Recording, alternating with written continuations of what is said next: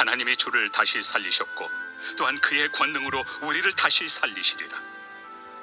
너희 몸이 그리스도의 지체인 줄을 알지 못하느냐? 내가 그리스도의 지체를 가지고 장녀의 지체를 만들겠느냐? 결코 그럴 수 없느니라. 장녀와 합하는 자는 그와 한 몸인 줄을 알지 못하느냐? 일러스되 둘이 한 육체가 된다 하셨나니 주와 합하는 자는 한 영이니라. 음행을 피하라. 사람이 범하는 죄마다 몸 밖에 있거니와 음행하는 자는 자기 몸에 죄를 범하느니라. 너희 몸은 너희가 하나님께로부터 받은 바 너희 가운데 계신 성령의 전인 줄을 알지 못하느냐? 너희는 너희 자신의 것이 아니라 값으로 산 것이 되었으니 그런즉 너희 몸으로 하나님께 영광을 돌리라.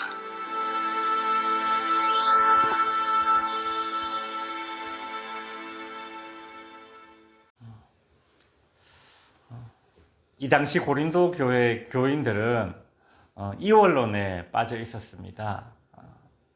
영혼은 선하고 고귀하다.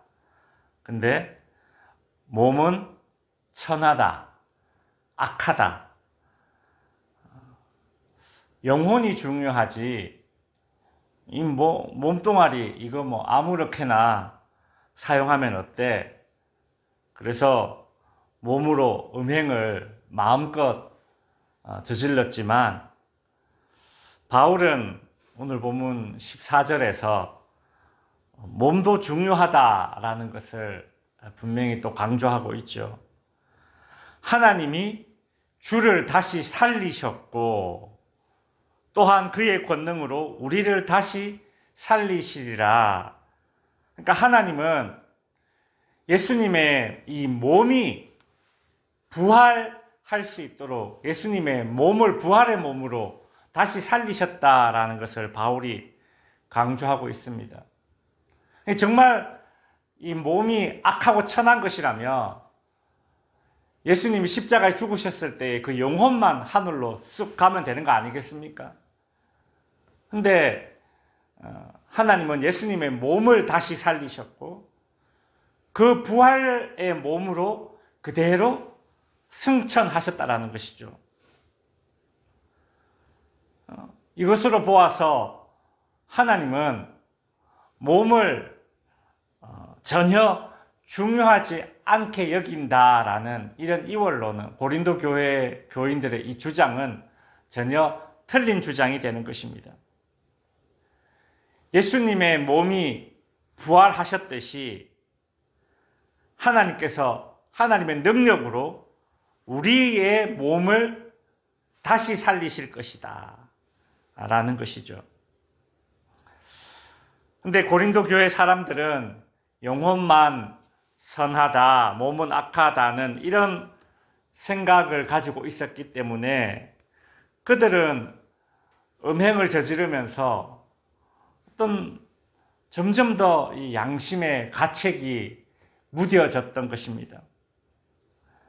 바울은 이제 그런 고린도 교회 교인들에게 음행이 왜 죄가 되는가를 이제 오늘 본문에서 크게 두 가지 이유를 들어서 설명하고 있는데요. 오늘 본문이 바로 이 바울의 교회론의 그 근간이 됩니다.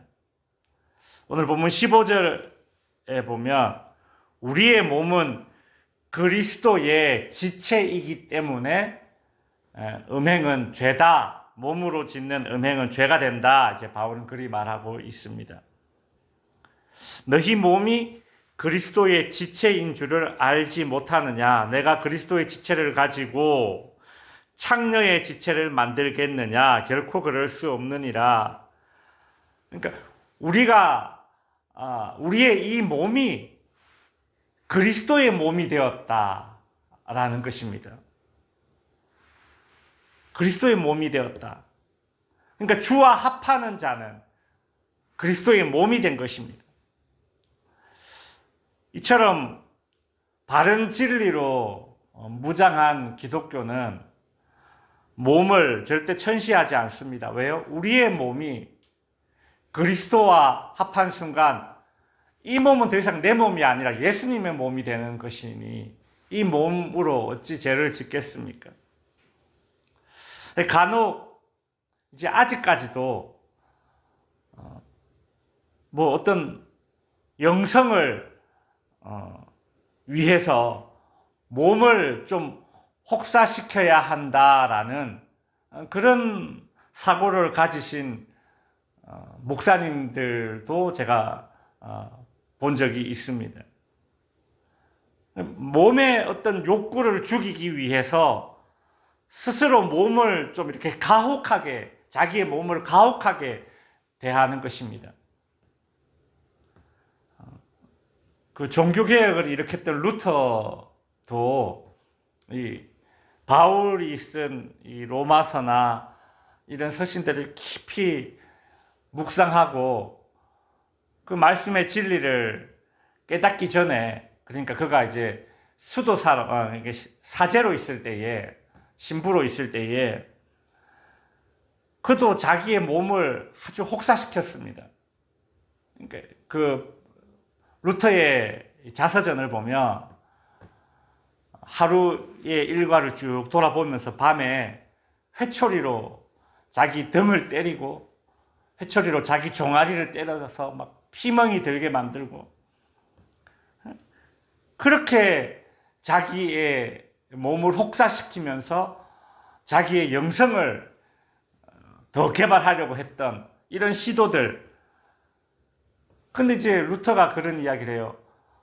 내가 그렇게 내 몸을 혹사시키지만 내 몸의 욕구는 사라지지 않는다라는 것이죠. 몸을 혹사시켜서 어떤 고차원적인 영성을 얻겠다라는 그런 생각은 이 몸보다 영혼이 더 소중하니 그 영혼을 위해서 내가 이 몸을 희생시키겠다라는 어떤 이원론의 어떤 또 다른 아류일 뿐입니다. 몸을 혹사시키기보다 이 몸으로 하나님이 기뻐할 수 있는 일을 어떻게 할 수 있을까에 집중하면 됩니다. 내가 이 몸을 혹사시켜서 어떤 고차원적인 영성을 얻으려고 하는 것이 아니라 이 몸으로 하나님이 기뻐하시는 어떤 일이 있을까를 생각해보고 그걸 하면 돼요. 거기에 집중하면 됩니다. 하나님께서는 우리가 가지고 있는 이 몸으로 하나님께 영광 돌리시기를 원하는데, 이 몸은 있죠. 하나님께 영광 돌릴 수 있는 최고의 도구입니다. 수단이 될 수도 있습니다.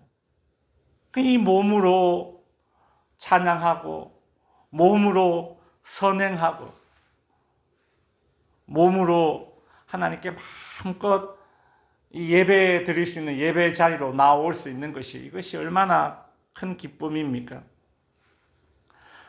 바울은 우리가 가지고 있는 이 몸으로 하나님을 위해 살며 그리스도의 영과 하나 되어 우리의 이 몸이 더 이상 내 몸이 아니라 그리스도의 지체로 그렇게 만들어 주신다라는 것.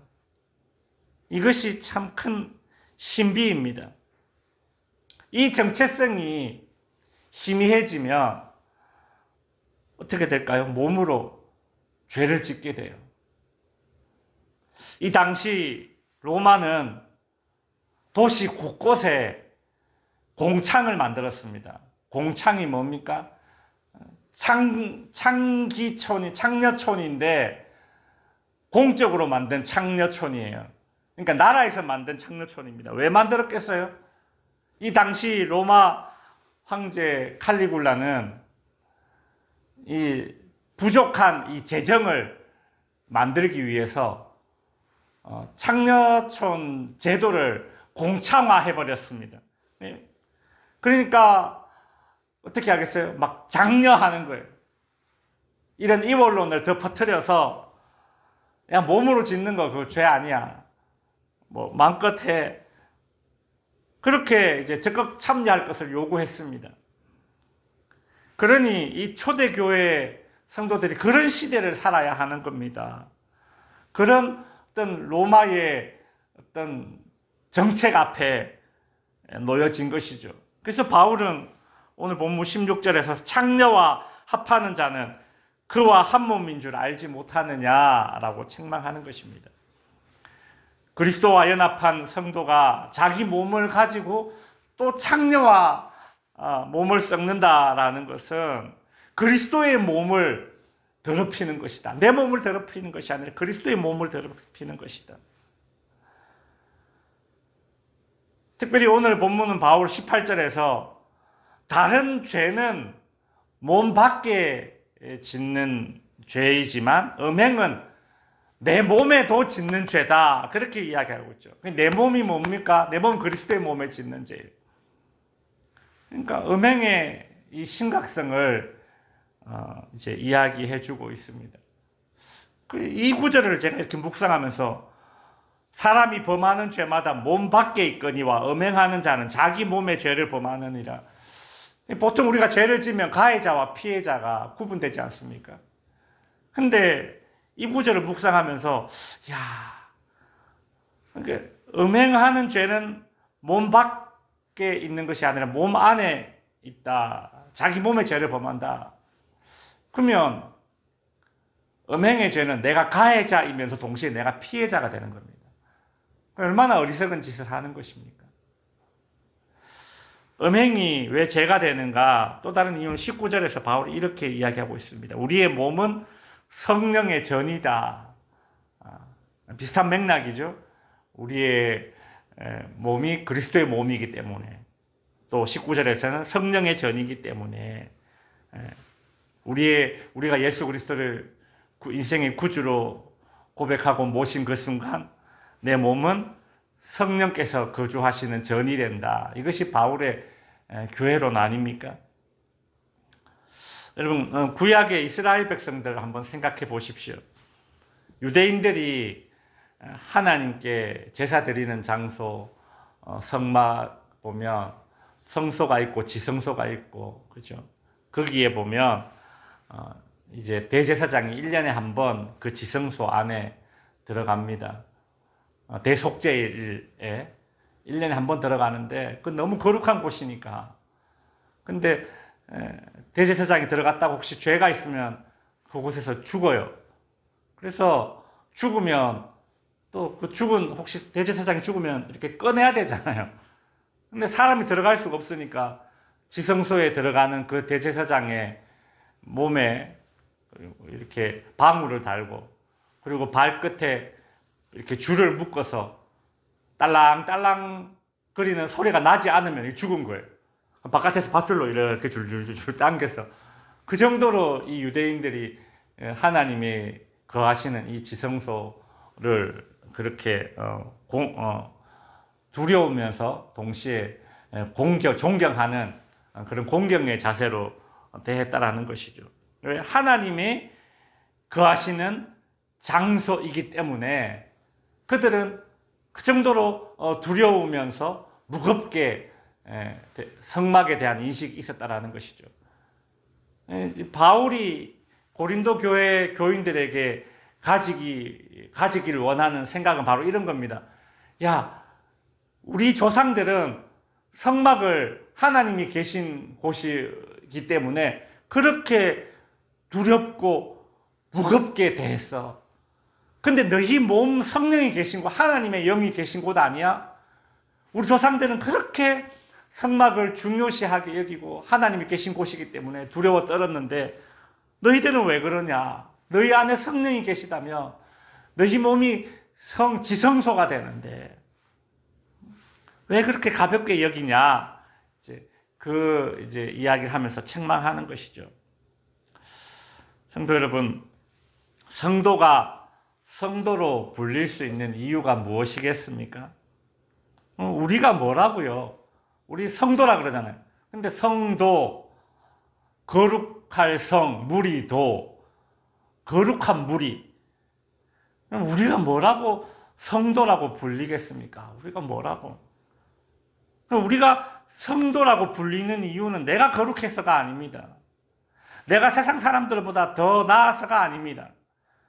그냥 내 안에 성령께서 나를 집 삼아서, 성전 삼아서 성령께서 내 안에 계시기 때문에 그냥 성도라 불러주시는 것이죠. 그렇게 우리는 나 때문이 아니라 내 안에 계신 성령 때문에 거룩한 존재가 되었다. 그러니 너희 몸을 음행의 도구로 쓰지 말라는 것입니다. 오늘 본문 19절 후반부터 이제 20절에 너희는 너희 자신의 것이 아니라 20절 값으로 산 것이 되었다라고 합니다. 우리의 몸이 그리스도의 지체가 되었다. 성령의 전이 되었다라는 그 말에서 알 수 있는 것이 등기가 내 등기로 되어 있는 것이 아니라 하나님 등기로 되어 있어요. 소유권이 넘어갔다는 얘기입니다. 인간 김용기 등기를 딱 떼면 소유주가 내가 아니라 누구의 것이에요? 너희 자신의 것이 아니라 그리스도의 것이 되었다. 하나님의 것이 되었다. 그렇게 이야기하고 있습니다. 소유권이 이제 변화가 일어난 거죠. 내 몸이 더 이상 내 것이 아닌데 그리스도의 것인데 내 것인 양 사용하면 그거 죄죠. 그죠? 죄입니다. 내 것이 아닌데 내 것처럼 사용하면 죄죠. 음행은 바로 그런 죄라는 것입니다. 내 것과 남의 것을 구별할 줄 아는 것이 성숙한 사람, 어른의 행동입니다. 이제 말씀을 마무리하겠습니다. 여러분, 육체의 순결함이 없는 곳에 영적인 거룩함이 있다라는 것은 불가능한 것입니다. 고린도 교회는 근데 교인들은 그게 가능하다고 지금 우기고 뗐었던 거거든요. 바울은 그게 아니라는 거예요. 육체의 순결함이 있는 그곳에 영적인 거룩함이 있을 수 있습니다. 하나님이 허락하신 그 배우자와의 관계 안에서 그 연합 안에서만 살아가면 되는 것이죠. 성도의 몸은 그리스도의 몸입니다. 성도의 몸은 성령의 전입니다. 우리의 몸은 하나님께 영광 돌리는 일에 최고로 유용한 도구와 수단이 될 수 있음을 알고 우리의 몸으로 마음껏 하나님께 영광 돌리는 그런 인생을 살게 되기를 바랍니다.